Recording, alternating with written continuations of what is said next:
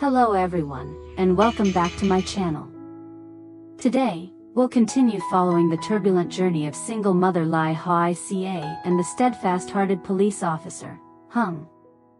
If the previous episodes left you moved by their relentless efforts to preserve happiness, then in this chapter, the story takes a new turn, one where challenges no longer come only from making a living, but also seep quietly into the still spaces of their hearts. Lythica, a woman who has already endured one heartbreak and thought she had found her safe haven in Hùng, now watches him stand at the edge of a choice: to continue his career under mounting pressures, or to give it all up to remain by her side and with their little family.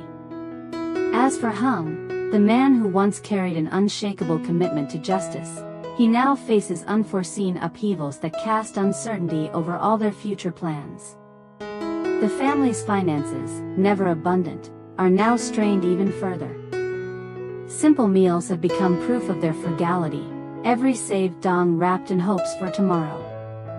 But behind those moments of peace lie countless sleepless nights for Lythica, wondering, can I hold on to Hùng through this storm?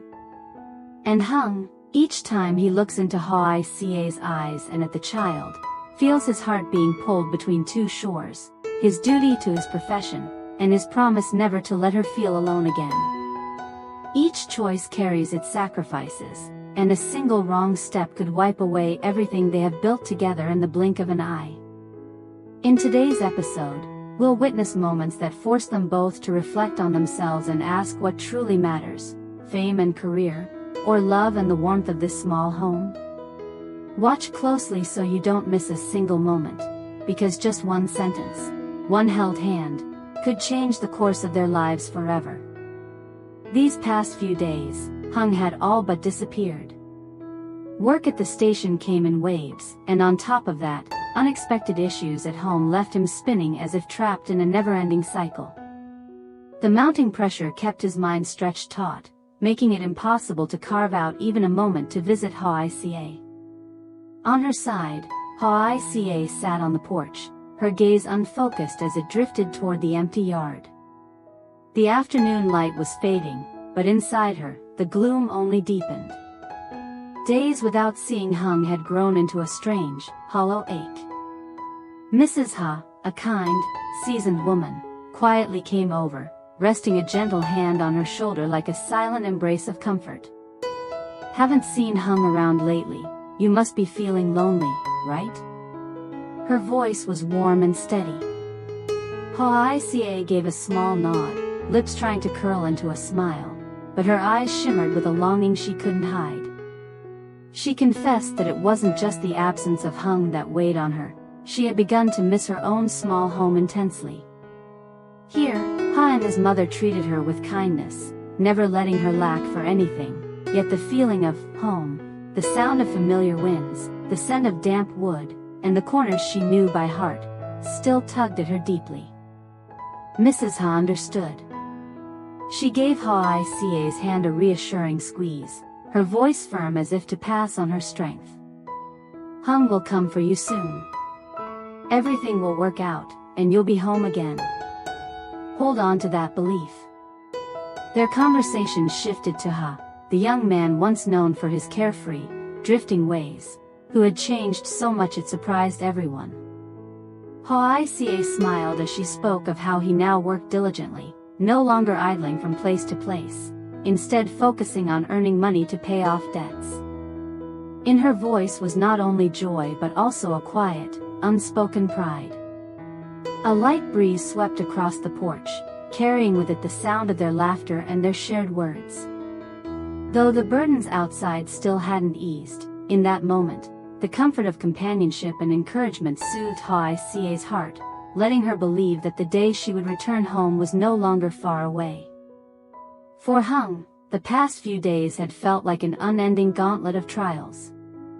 Ever since receiving the summons to meet with his superiors, a heavy weight had settled in his chest, as if some ill fate was waiting just beyond the horizon. And then, in a crowded meeting room, the firm, resonant announcement came, one that left not only Hùng but the entire unit stunned: all personnel would be reassigned to new posts. This wasn't simply a change of workplace. The terms of the transfer were clear. Once reassigned, it would be at least 5 years before anyone could request a return. To some, it was just a number. To Hùng, it meant 5 lunar New Years without a full family reunion, 5 years of dinner tables without laughter, 5 years of knowing that when Hoài needed him most, he would be hundreds of kilometers away. The new post was 130 kilometers from home, far enough that it couldn't be reached within a few hours like a short work trip. The thought of having to live there permanently, leaving behind the familiar roof over his head, the mornings that began with the rooster's call, the afternoons walking with Hoài and Tony, it sent sharp pangs through his heart. Unwelcome visions crowded his mind. Hoài struggling alone, juggling work and raising Tony. Who would stay up all night by the boy's side when he was sick? Who would hold the umbrella for her on rainy market days? How would Tony cope without rides on his shoulders, without the bursts of laughter they shared in the yard? Night after night, Hùng lay awake, staring at the ceiling, listening to the ticking of the clock like it was counting down the time he had left with them. In his heart was a precarious balance. On one side, his career, the result of nearly all his youth, the discipline and pride of wearing the police uniform. On the other, love, the woman he had vowed to protect, the child who had taught him the true meaning of family. Finally, after countless restless nights, he took a deep breath and made his choice, a choice that could alter the course of his life entirely. He would request temporary leave. If fortune allowed and he could one day transfer closer to home, he would return. If not, he was prepared to leave the force entirely, to find other work so he could remain near Hoài and Tony. He chose to keep this decision to himself, not out of doubt, but because he knew Hoài would object fiercely. She would urge him to think about his future, about the career he had spent years building. She would never agree to be the reason he gave up his dream, and he didn't want her burdened with the weight of feeling like she had cost him his uniform. Sitting alone, he thought back to the early days of their relationship, when it was still fragile, when a single reason to walk away could have ended everything. But now, nothing could sway him. His love for Hoài had become part of his very being, strong enough that he was willing to give up everything, even the police cap he had once cherished as the greatest honor of his life. For Hùng, happiness no longer lay in titles or salaries, but in evenings sharing a meal with Hoài, in weekend mornings filled with Tony's laughter. Even if he had to start again from zero, he believed that as long as he was by their side, every sacrifice would be worth it. After signing the resignation papers, Hùng felt a certain weight lift from his shoulders, but another, heavier kind settled in its place. He knew that once the handover was complete and he walked away from the force, the road back would never be as easy as before. Even so, amid the swirl of thoughts, the faces of Hoài and Tony stood out vividly, like a constant reminder of why he had made this choice. When the handover was done, he didn't linger for small talk with his colleagues. Instead, he left the station at once. His old motorbike rolled along the familiar road, the hum of the engine blending with the rush of wind. In the rearview mirror, the roadside trees slid away into the distance, while in his heart he wished the path to Hoài could somehow grow shorter. At that moment, on the other side of the village, Hoài was busy in the garden, harvesting gourds. Each one was a deep, healthy green, heavy in her hands, carefully cut and placed neatly in the basket. It was already nearing noon, yet the sun still blazed overhead, beads of sweat soaking the edge of her son's scarf. Once the gourds were gathered, she hurried into the kitchen to help Mrs. Ha fry banana fritters, crispy, golden, fragrant treats that could make anyone passing by stop for a second look. Fresh from the pan, the fritters were wrapped neatly and taken to market.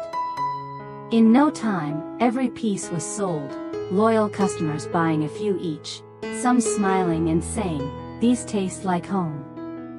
Hoài smiled back, a quiet satisfaction settling in her heart after such a good day of selling. On her way back, she spotted a familiar figure in the distance.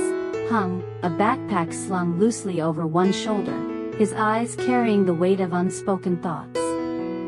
From the opposite direction came Ha on his bicycle, bunches of freshly cut greens tied to the back.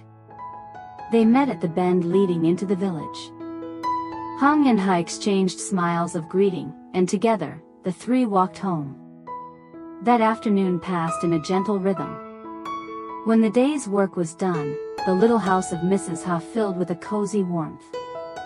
On the old wooden table, a pot of hot tea sent steam curling into the air, its delicate fragrance drifting through the room. Hung, Hoica, Ha, and Mrs. Ha sat together, sipping tea and talking. They shared small, cheerful stories from the day.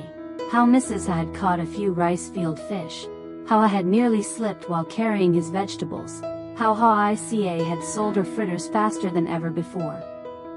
Laughter flowed easily, blending with the soft crackle of the kitchen fire. No one spoke of the troubles or upheavals of the past, at least in this moment. They all wanted to hold on to this rare pocket of peace. Outside, the night breeze began to weave through the bamboo, carrying the scent of ripening rice toward the porch. Inside, the warm golden light touched each face, making the scene feel complete, like a simple family portrait, painted with nothing more than shared moments and quiet love. As the afternoon tea came to an end, the sunlight outside began to slant toward the far edge of the garden. Hoica gently set her cup down, her hand still faintly scented with the aroma of freshly fried banana fritters, then leaned forward to ask permission from Mrs. Ha and Ha to speak with Hung alone. In her eyes was a trace of hesitation, something she had kept tucked away for days and was only now ready to share. They stepped out to the back porch, where a row of tall, straight beetle palms stood like silent sentinels, their shadows stretching long across the weathered brick floor. The evening breeze drifted in from the distant fields, carrying the scent of ripened rice mingled with damp earth, easing away the remnants of the midday heat. Far off, the sound of children playing and birds calling to one another gave the scene a sense of deep, unhurried peace. For a moment, Hoica stood gazing toward the narrow path that led to her old home. When she finally spoke, her voice had dropped low. Hung. I've been thinking a lot these past few days. Now that things are safe, I want to go back home. Here, Tony and I are cared for and loved, but I still miss our old house, the place with all our memories. If you think everything's fine now, will you let me go back? Hung didn't answer right away. He studied her face for a long moment, as if searching for something beneath her words. His expression flickered with the weight of someone standing at a crossroads. At last, he drew a deep breath and revealed the truth he'd been keeping to himself. He had submitted a request for temporary leave. He didn't want to accept the transfer to the new post, 130 kilometers away, far enough to turn days together into months of waiting. If I went, I'd be there for 5 years. 5 years without being fully with you and Tony. His voice was low, steady. The words stunned Hoica. Her heart sank, filled with a tangled rush of surprise, worry, and even frustration. She frowned, her tone edged with reproach. Why would you make such a decision on your own? You know, you should have taken the assignment, and just visited us when you could. I don't want to be the reason you abandon your career. That job, it's the result of so many years of your youth and effort. Hung's lips curved into a calm yet unwavering smile, as though he had prepared this answer long ago. To me, you and Tony matter most. My job is valuable, yes, but if I lose it, I can find another. If I lose you, where would I ever find that again? I'd rather start over from scratch, as long as every morning when I open my eyes, I see you and Tony beside me. The next morning, the sky was a soft gray, as if it too sensed the mood of parting. Hoica began packing early, folding each set of clothes and carefully tucking Tony's toys into a small suitcase. Tony darted about the room, too young to fully grasp the meaning of going home, only excited that he would be traveling with his mother and Uncle Hung. Hung busied himself tying up the bags, glancing now and then toward the yard, where Mrs. Ha and Ha were standing. Mrs. Ha kept her smile steady, offering Hoica reminders about eating well and telling Hung to take care of his health, yet in her eyes, faint threads of sadness quietly emerged. Ha stood silently in a corner of the yard, hands in his pockets, watching Hoica's every movement. Over the past days, her and Tony's presence had filled the house with a liveliness it had never known before. Tony's laughter, the sweet scent of banana fritters, the afternoons spent in the garden picking gourds. All of it felt as if it had happened just yesterday. Now, the thought that evening would come without their silhouettes made his chest tighten. When Hung wheeled the suitcase out into the yard, Hoica turned and wrapped her arms tightly around Mrs. Ha. The embrace was warm and lingering, as if she wanted to hold on to the comfort of the days they'd shared. Ha stepped forward with a strained smile. "Take care of yourself down there. Come back and visit whenever you can." Hoica nodded, smiling brightly, though her eyes shimmered with the faintest trace of tears. Tony toddled over and wrapped his arms around Ha's leg, making him pause and crouch down to ruffle the boy's hair. Hung's motorbike roared to life, its sound breaking the stillness of the yard. Mrs. Ha and Ha stood at the gate, their eyes following the bike as it carried Hoica and Tony away, until they disappeared beyond the line of bamboo. Ha remained there for a long while, watching until the bike became no more than a dot at the end of the dirt road. Inside him, a quiet emptiness spread. There was disappointment, yes, and regret, but also a simple wish, that in the days to come, Hoica would truly be at peace, living the life she had always hoped for, even if it meant he could only watch from afar. Outside the gate, the early morning breeze swept in, carrying the scent of ripened rice and a hint of mist, like a gentle farewell. The house returned to its old rhythm, but the echoes of the days with Hoica and Tony still lingered, like a patch of warm sunlight tucked away in a corner of memory that Ha knew would never fade. Now, Hung and Hoica were finally under the same roof. After so many storms, times when it seemed the thread binding them might snap under distance and pressure, they had still chosen to stay. The little house felt warmer than ever. In the mornings, sunlight slipped through the thin curtains, spilling across the dining table where Tony's laughter rang out, while Hoica busied herself with breakfast and Hung tended to the vegetable beds outside. To them, these seemingly simple images were a happiness hard-earned, one they had paid dearly to keep. Hung, a man who had spent his youth wearing the police uniform, accustomed to stormy night patrols and sudden deployments, had now set it aside. No more urgent sirens at dawn, no more midnight calls pulling him away. His decision to resign was not only a turning point in his career but also a quiet declaration. To him, protecting this small happiness mattered more than any medal or title. Yet ahead, their road was far from lined with roses. The old debt still loomed, a shadow pressing silently on their shoulders. The stable income from his police work was gone. Every expense, from meals and Tony's schooling down to the smallest daily cost, now depended on their resourcefulness. Hung knew that to keep this home intact, he would have to find a new path quickly. Would he throw himself into grueling physical work, trading sweat for every dong, or take the risk of venturing into an entirely unfamiliar field, starting again from scratch? Each choice carried its own risks, and none promised a smooth road.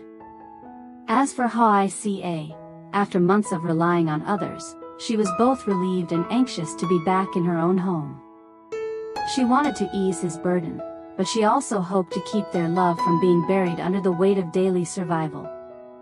Should she continue with what she knew, farming, selling produce, or look for a steadier job? In her heart, she hadn't yet found the answer, but her resolve to stand by him through hardship had never wavered. Ahead, a new chapter of life was unfolding. one where they would have to learn how to stand firm against challenges, to find a way that could both sustain their home and nurture their love.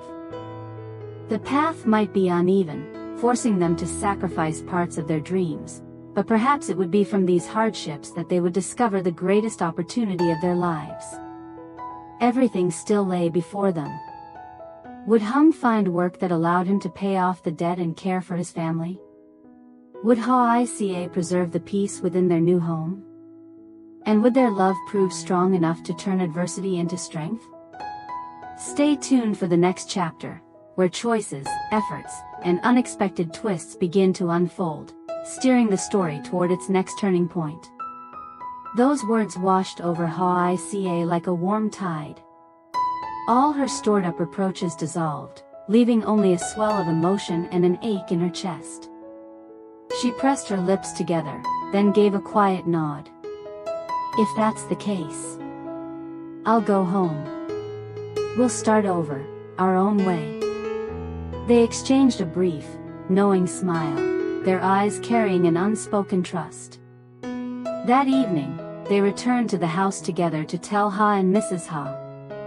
The news that Hoài and Tony would be leaving seemed to make the room fall silent for a heartbeat. Mrs. Ha smiled, but there was an undeniable shade of sadness in it.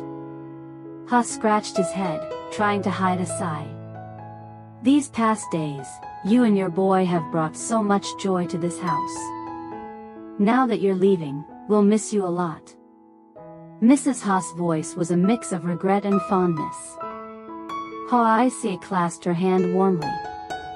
Tony and I will come visit, as often as we can. This place will always feel like home to me. The air grew heavy with the quiet weight of parting, until Ha cracked a small joke to lighten the mood.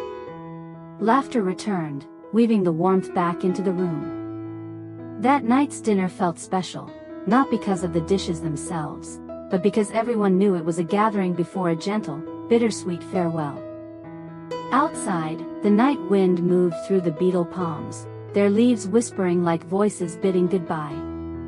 In the softly lit house, the four of them sat together, holding on to this pocket of peace before each returned to their own separate roads. Xin chào tất cả mọi người. Hôm nay thì ở trên kênh mình lại đưa đến nội dung về mẹ đơn thân Lytieuca và cảnh sát Hùng. Thời gian qua ở trên kênh mình thì mình cũng có đưa thêm một vài nội dung khác là nội dung của Lytieuca, nhưng mà có thể do video mới nên mọi người chưa có ủng hộ nhiều. Mình hy vọng rằng trong các video tiếp theo thì mọi người sẽ ủng hộ kênh mình nhiều hơn, bởi vì nội dung đó cũng rất là hay. Còn video hôm nay thì về mẹ đơn thân Lytieuca. Như mọi người cũng biết thì Hùng đã bị điều chuyển công tác và anh phải đi, nếu đi là đi 5 năm, và cái nơi công tác mới thì cách chỗ bây giờ khoảng 130 km cơ.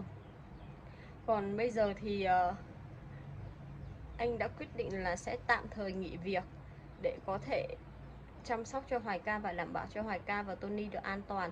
Vậy thì diễn biến tiếp theo sẽ như thế nào khi hai người quyết định về ở chung với nhau? Hãy cùng đón xem ở tập sau nhé mọi người.